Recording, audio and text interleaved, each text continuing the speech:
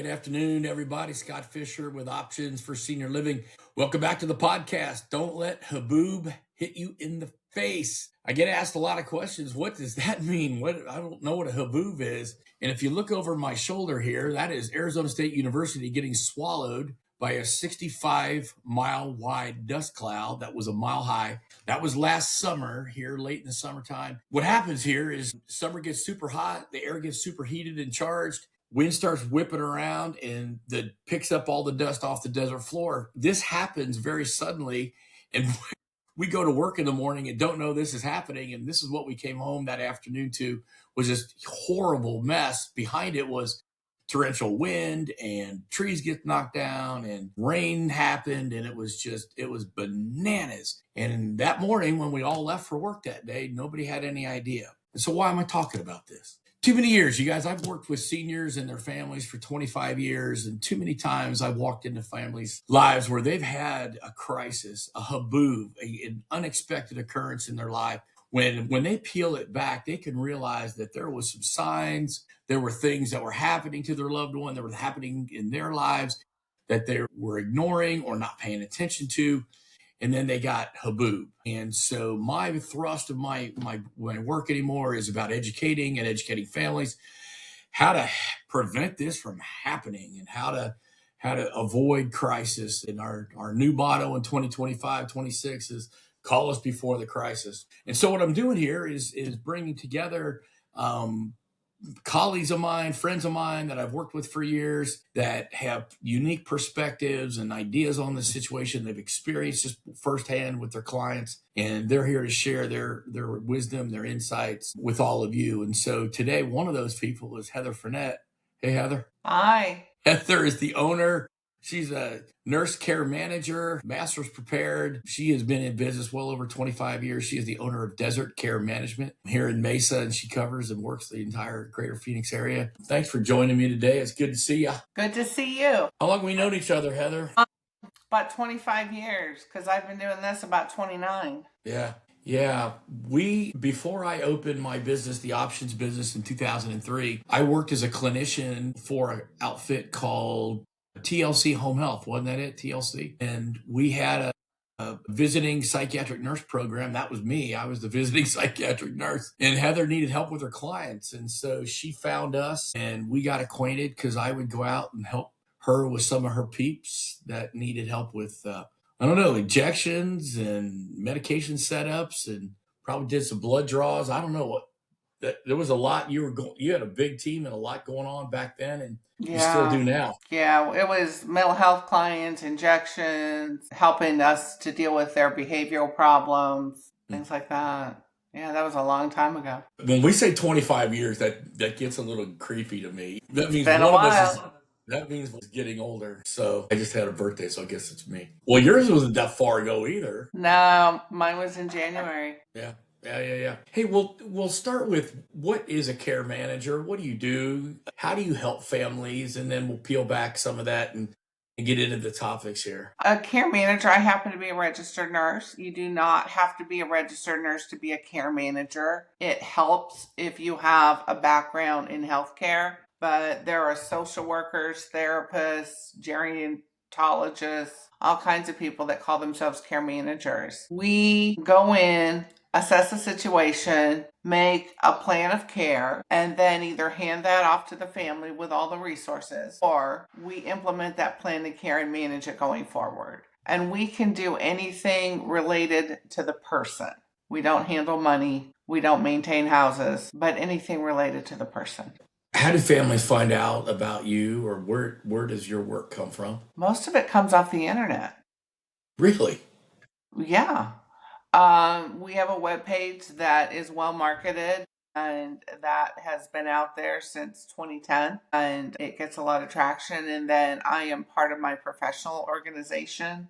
And because I'm one of two fellows in the state, the fellows get listed first, and the other one is in the West Valley, and I'm primarily in the East Valley in Scottsdale. And so we are always number one and number two, rotating back and forth when people search for Arizona. So I get a lot of work off my professional website.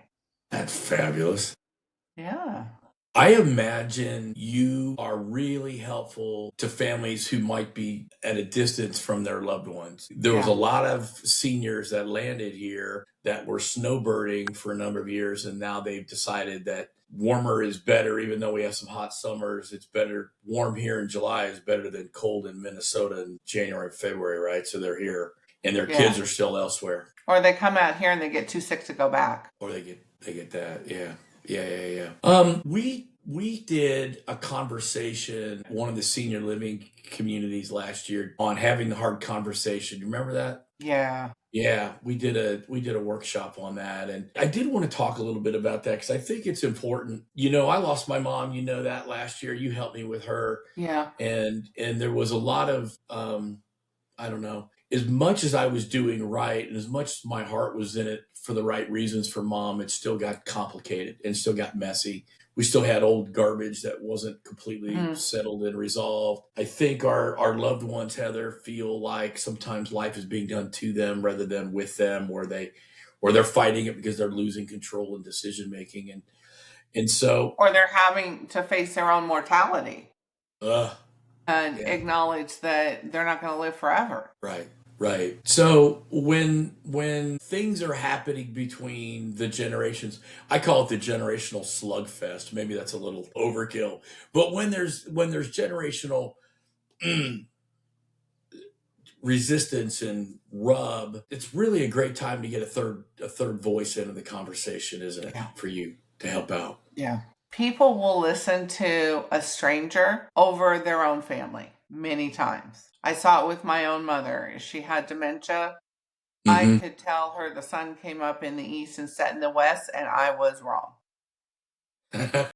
And it didn't matter that I was right. I was wrong because I was her daughter. We hired a Right. care manager who came in, took over because my mom was in Iowa and I'm in Arizona. Yeah. And so it was easier. I didn't know the resources there. And my mom would tell me, Jackie, the care manager, is so smart. She knows everything. Half the time, what Jackie was telling her were things I suggested or recommended, knowing what would be good for my mom. And then Jackie took it and ran with it and put it in place. But Jackie was the daughter I always wish I had. Jackie's so wonderful. Jackie. And I could say exactly the same thing that Jackie said, and I was wrong. So it wasn't about my knowledge base or my intentions or anything other than I was her daughter. I couldn't possibly be right. But this stranger, Jackie, who she grew to love, who took care of her through the last years of her life, could do no wrong. Yeah. And I would say to mom, and I say to my clients all the time, I never want to do anything to you, always with and for. But the caveat with my own mother was until you're not making safe or smart decisions. Well, she and I guess, had a different perspective on what safe and smart was. So I hired That's you to help tough. me. Yeah. People frequently wait until the crisis hits to start dealing with their old baggage, to start figuring out what does mom or dad want, what's important to them, because nobody wants to talk about it because I'm not dying. Why do you need to know? And then when they have a stroke or they have dementia or something is wrong, all of a sudden you're left with, I wonder if mom would want this or that. I wonder if mom would want to live in a group home or a large center. Does mom want to be cremated or buried? All these questions that you never talked about. And frequently, people don't see what they're doing unsafe. Yet when we look at, we're like, oh my gosh, they're going to hurt themselves. Right. I guess I was thinking that in mom's case,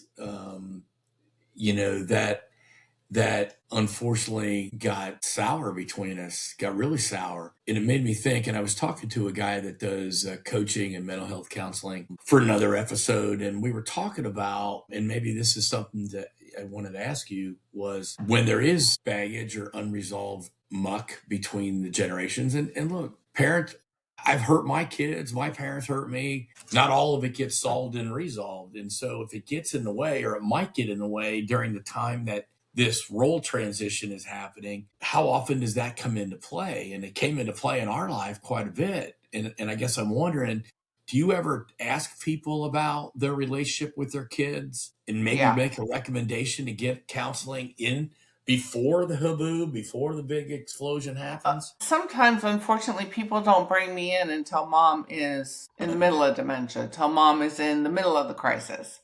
And it's too late to do therapy for whatever reason, or somebody refuses to do it. A lot of times, the parent doesn't think that it's necessary, that they're right and their kid is wrong. Whether that's true or not is irrelevant. They're the parent, therefore they're right. But I have sat down with a lot of children in meetings where we talk about, what does mom need? What's best for mom? And how do we go about doing that while still allowing her to feel like she's in control when she really isn't and can't be in control because of her disease process, but make it so she doesn't feel like we're walking all over her. Yeah. And Yeah.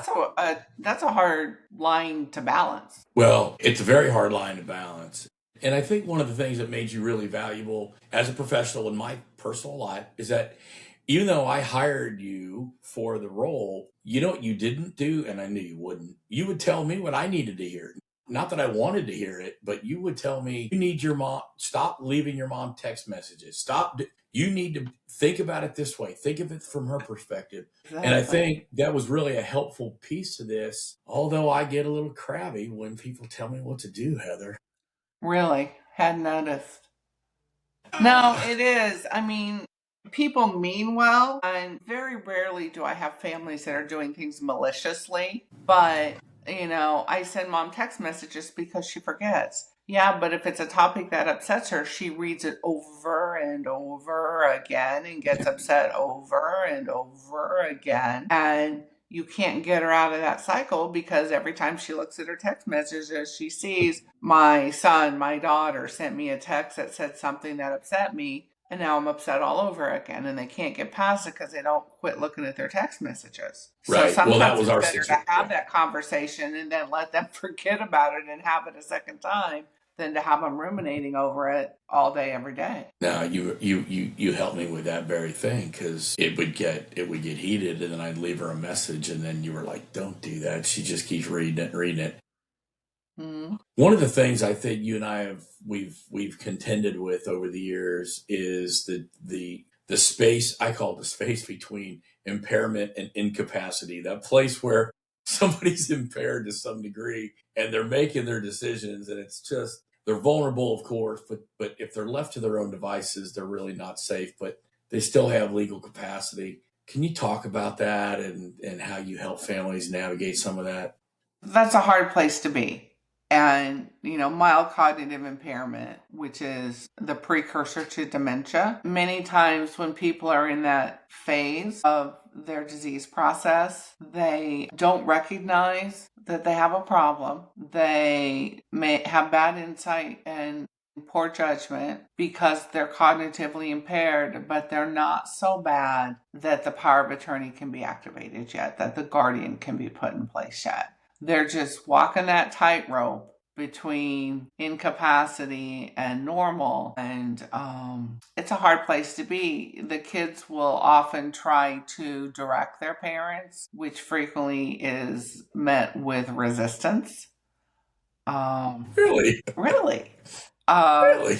And the kids can't force a decision because mom still has capacity or dad still has capacity to make those decisions, yet they're making poor ones. And so trying to kind of guide them into a decision that's best for them can be tricky. And again, parents don't typically listen to their kids when they're saying something they don't want to hear. They'll take it better from strangers. So a care manager, a doctor, a therapist will have more luck getting them to do things they don't want than their own children will. Yeah. I think mom and I were in that space a lot, as you know. Her decision making was failing. People think when they get a dementia or a general recognition of cognitive impairment, that they lost their lack of judgment, that loss of insight, that decision making and problem solving. those are the first things that go. And that gets Mhm. that's where the mess is at in that space. And of course, kids are trying their best, or they're just putting their hands up and going, the heck with it.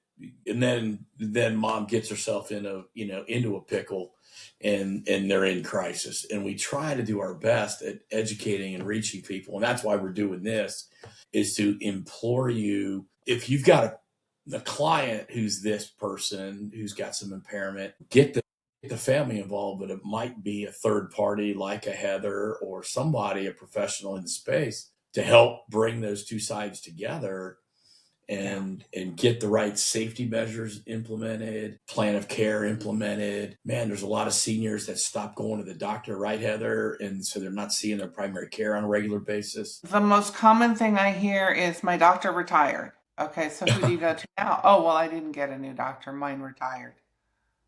It's Oh, like, wow. what happened to your cardiac meds? Well, I just don't take them anymore. Wow. Excellent. Wow. So, making sure that your parents or your loved one has at least a primary care physician, if not also specialists, depending on what their disease processes are. If they have a pacemaker, are they doing their pacemaker remote checks, or did they throw that box in the drawer and unplug it like one of my clients did because it didn't look aesthetically pleasing on her nightstand, is what she told me. It didn't go with the decor. Yeah. Put it in the drawer. And the Yeah. cardiologist is like, we lost contact with her pacemaker. Yeah, I know. So Wow. having to do that. So we switched to a handheld one that I would once a month hold up to her pacemaker and take a reading, and it would electronically send it. And that was the compromise, because she would not let that be on the table. Didn't look good. Didn't look good. No, didn't. Well, you got to roll it right there. You got to find what works, and everybody's a Yeah, unique. and that's where a lot of times a third party can come in and look at the situation and go, okay, mom is never going to agree to this, but what can we do that gets us the same outcome that she won't object to? And sometimes it's taken the long way around the circle to get to a resolution that maybe it takes a little more time, maybe it's a little bit more work, but it gets us the result we need. And mom or dad or our loved one is willing to tolerate it. Well, that takes a lot of creativity on your part if you're the tip of the spear in that house or in that family system, to get all the parties to talk, to get a plan in place, or to get the right resources in place. You got to have some skill to navigate those spaces, because those systems are wounded, broken, stubborn, generationally clogged up. I had a client that the doctor said she liked to drink cocktails, and her drink was rum and coke. And the doctor said she couldn't have them anymore because it was interfering with her medication. The alcohol was. And so I bought a bottle of rum extract and some coke. And I put a couple of drops of rum extract in the coke, mix it up, and take it to her, and she thought it was fabulous. She didn't know that there was no alcohol in it, but it solved the problem. Yeah. And she would later in the day go, I'm feeling kind of tipsy. It's like, you're not getting any alcohol. I'm not sure how that's possible, but okay. But if you're getting the effect, awesome, man. That's really cool. So, but again, creative solutions to problems that need to be solved. Can you imagine going back and working at a regular 8 to 5 ever again after all these years? 29 years you've been out there on your own doing your thing. No. Yeah. I love what I do. Yeah. 2 days, totally different situations, never the same thing, always learning something new, always running up a new obstacle that I've never faced before, and have to be creative and come up with a solution. Makes me think. Well, we've told this story a bunch of times, but since you're bringing it up, or bringing up the situations we never faced, Heather was my first call. I got a call, this is more than 10 years ago now. I got a call from the director of social services at one of our local emergency departments. And he called and he said, Scott, I don't know what to do. I've got a woman here that was brought into the emergency department. She unfortunately is dead on arrival. We were going through her purse and her things and found her employer, called the employer, and her friend at where she worked said, oh my gosh, what about her mom, right? And apparently this gal was running an errand or gone to the airport for something, and she was the only living person left caring for her 88-year-old demented mother who lived with her. And now this poor woman was deceased in the emergency department, and mom was home with nobody in the world. And somebody had to step in and go help mom. So I told the emergency department supervisor, I go, give me 5 minutes. I'm going to make a quick phone call. I called Heather. Heather, what happened from there? Because this is really one of the all-time great examples of just. I told you I got it. You said you had it. Yeah, and I went over there. She was confused as the day is long, but she let me in because I look like a nice lady. And I fixed her some lunch. I got on the phone to one of the caregiving agencies that I have a relationship with and said, I don't know if this lady has money. I don't know if you're going to get paid, but here's the situation. And you get a lot of work from me. So if you want that to continue, you need to help me out in this situation. And they stepped right up. They put 24/7 care with her until we were able to get her placed in a facility. I called a fiduciary I know, and she petitioned for emergency guardianship. Again, not knowing if she was going to get paid. An elder law attorney to work with a fiduciary and to figure out everything that needed to be figured out to get her legal get her the guardian and get her court appointed a counsel and all the things that need to happen to have a guardianship hearing. Got that done. She didn't know if she was going to get paid. Got a hold of the primary doctor for the woman, found out what her meds she was supposed to be on versus what was in the house. Got that straightened up, set up her meds for the caregivers to remind her. She had a credit card, so we used that for groceries. And it turned out that she had money to pay for everything, but not long term. So then worked with you again to find a group home solution where she could go and live out the rest of her days in comfort. Yep, and we did, and at that point when we placed her, we still didn't even know how much money there was going to be, if the care home was going to get it. And again, they stepped up just like the care company, just like the attorney, just like the fiduciary, just like you. Everybody stepped up and just did what was right because this was such a tragedy. Oh yeah. And the woman that go ahead. Yeah. I was going to say, come to find out, her only son had died a few months prior. And so she was grieving the loss of her son. And now her daughter, who was taking her friend that was in town visiting to the airport to fly home, died in a car crash a couple miles from where she lived. Yeah, that's what it was a friend who was in town visiting. Yeah, just amazing. And it's critical. I've always shared that story, Heather, as how you need to know who to make the next call to. We hope we never deal with crisis like that ever again. Absolutely. There was no other provisions made for this situation behind the scenes. I mean, could have been some things done that would have, but there was really nothing to be done without just going to court. But goodness gracious, man, so many families don't do the planning, or it gets testy, so they don't want to have the hard conversation. Yeah. And please get a third party in, or please get some help with that conversation. Don't let it happen. I was thinking about what kind of questions should people ask their clients? If a professional's listening to this, an elder law attorney, a financial advisor, Heather, somebody that owns a care home or a in-home care company, and they're listening to us, what should they be asking their clients to see if your services might be helpful in management of that client for them? Find out where the family is. Is the family local or out of state? Okay. I've got clients whose families are in town. I have a client whose daughter is a judge, and she said, I can't call a mistrial because my mom needs to go to the doctor. I've got families that are lawyers and doctors and politicians in town. The same thing. They're like, I have a full-time job. I can't call off every time my mom needs something. So we become the person that deals with everything related to mom or dad's care. And then the family becomes family again. And they don't have to worry that all their time they spend with mom circles around filling med boxes and going to doctor's appointments and things like that.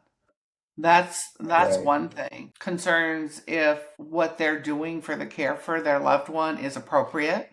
Yeah.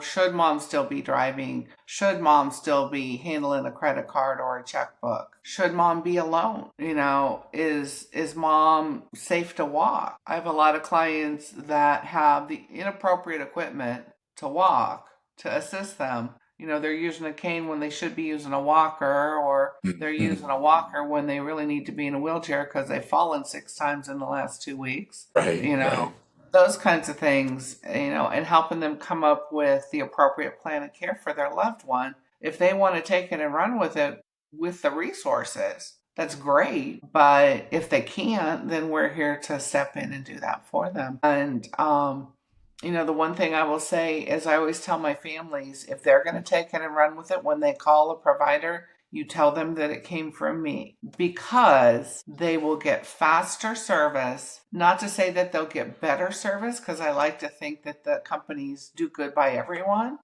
Hmm. but it gives them a little bit of a priority because I'm a repeat user of these services. So it's like, oh, this came from Heather. Oh, she's given us 6 cases in the last 4 months. We better do a good job by her, and we better step up and get this done right the first time because we want Heather to keep coming back and we want to do good by the client. Gives you some leverage, or give them some leverage using you. Yeah. Yeah. Yeah. Yeah, for sure. For sure. I was in my primary care doctor's office, and I've said this a few times on this show, and I'll say it again today. And last year, every year, Heather, I go in and they hand me a sheet. It's some sort of depression inventory.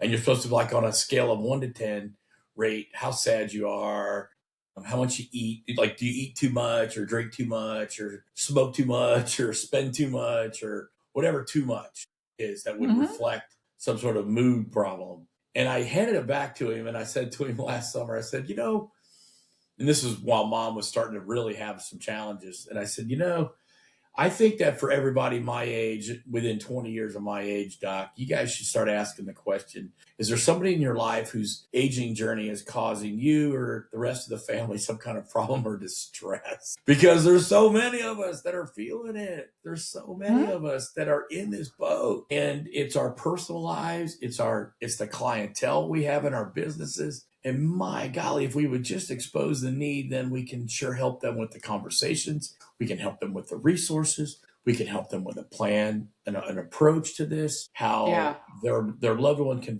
maintain dignity and honor. Aging in place can really happen, right? I place people in facilities usually after some kind of a crisis, or when, in a lot of people's situations, it's inevitable at some point, right? They don't have the wherewithal or the cash to do it all at home all the way through. But my golly, man, they could age in place better if they would let us in, or allow us to help, or we expose the need sooner, don't you think?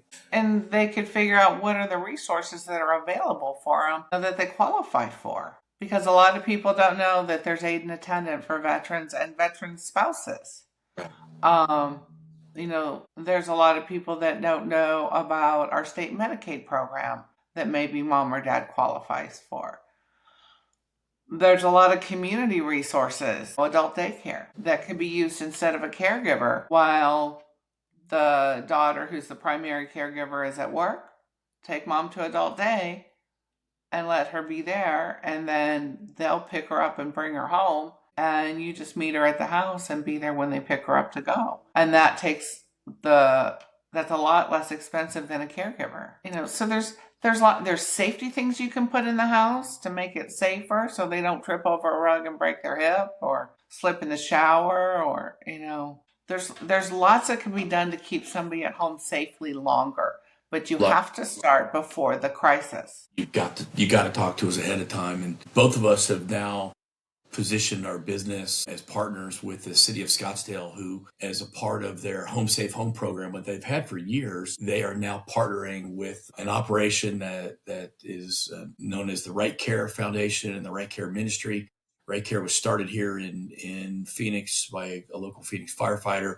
partnered with a guy in Texas who's been developing through research the most extensive research collaborative in this field ever about aging in place, and developing a whole complete methodology of how to assess and develop care plans to reduce risk and unsafe occurrences and allow people to age safely by reducing those risks in people's homes. We're focused on areas and outcomes that relate to burden of care, quality of life, autonomy, self-reliance, medical condition management, and safety, of course. And so there's a lot we can do using this tool, Heather, not just with the city of Scottsdale, but across the board to help families age in place safely. I look forward to partnering with you on this because I think it's going to open up a lot of doors where we can really have concrete, irrefutable, objective data now to work with people, not just our experiences and our observations, but this is data. Yeah. It's a good thing. No, I think this will be, it's backed by research, and I know it has shown to be accurate and effective. And it's, I know for me, like I said, I've been doing this 29 years, but during the certification process, there was a few things that got brought up that's like, what about it that way? But I see where you're coming from. Yeah. And so, like I said, I'm always learning, and that's a good thing. But this program is going to help us help people not be the next 911 call. And we've said this, Scottsdale ran the trucks 5,000 times last year in 2025, responding to people's lift assist and care needs at home. The greater Phoenix area, 80,000 times last year in the greater Phoenix area, the trucks rolled to go help people. And so that number in these cities is unsustainable. So by getting into seeing people, hopefully before the crisis, and averting the next crisis or the bigger issue, man, we're here to help, mitigate that for families and help you prevent Haboob from visiting your family. Can I ask you one more thing before we get out of here? Because I think it's important to point out. Yeah. A lot of people don't know that a bunch of us that work in our various category. I'm in the placement world. You're in the care management world. Home care. There's others. Move management and such. There's no licensure. There's no state oversight to a lot of these industries that serve vulnerable people. And I've been involved. You've been deeply involved in your professional organization for certification and professionalization of your industry. Talk a little bit about why it's so important that if people are getting help, don't take the help from the lady next door that is really well-intended, or how vulnerable people get preyed upon. Yes, services cost money, but gosh dang it, man. Bad things happen when you let people in your world that aren't background checks certified, right? Could you talk about that? Yeah. Well, in care management, there are multiple certifications that qualify you to be considered a professional aging life care expert. And the professional organization is the Aging Life Care Association. And there are different levels of membership depending on whether or not you have a degree, whether or not you're certified, etc. And it's really important that you whether it's a lawyer, you want to make sure they're in the right field. NALA is the National Organization of Elder Law Attorneys.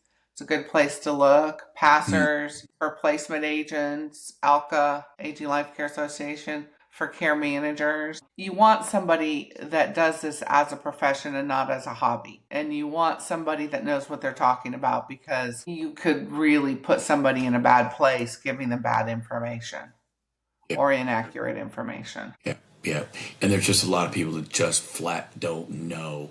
So constantly honking the horn to let people know to check us out, what makes us stand out, our best practices, our voluntary adherence to those best practices. Your certification has, I'm sure, code of ethics component to it, as well as, standards of practice, code of ethics. Yeah. So please check out ALCA. You mentioned ALCA. It's is it ALCA.org?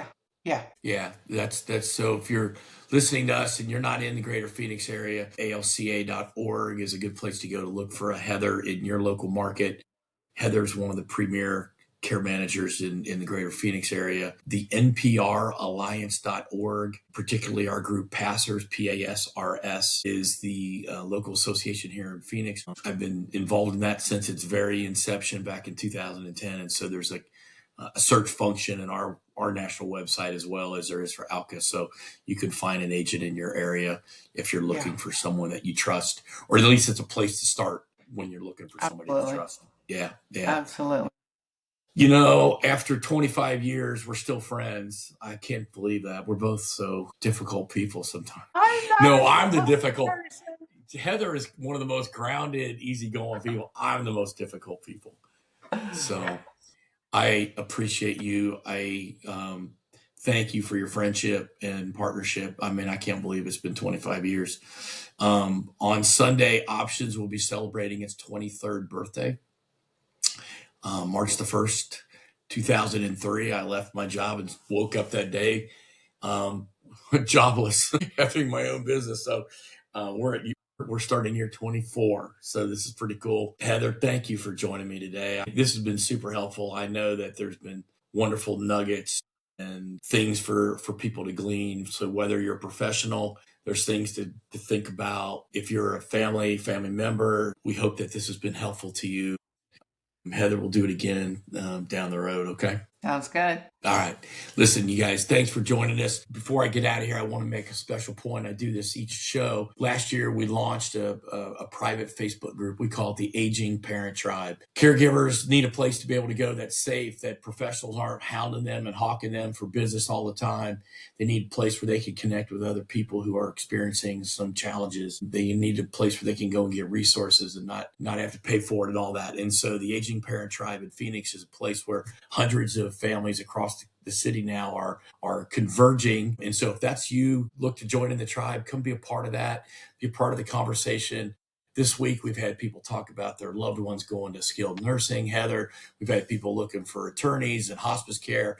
There's been a lot of great conversations in the group this week that we've been able to foster and cultivate, and people have been able to come get support for. So if you're listening, you want to go to the Facebook, go to the Aging Parent Tribe Phoenix. We hope that you like and subscribe to our show here. I look forward to the next episode, and please come back and join me. Thanks for joining us today. Heather, take care. Good to see you again, man. Take care. Good to see you too. See you. Bye-bye.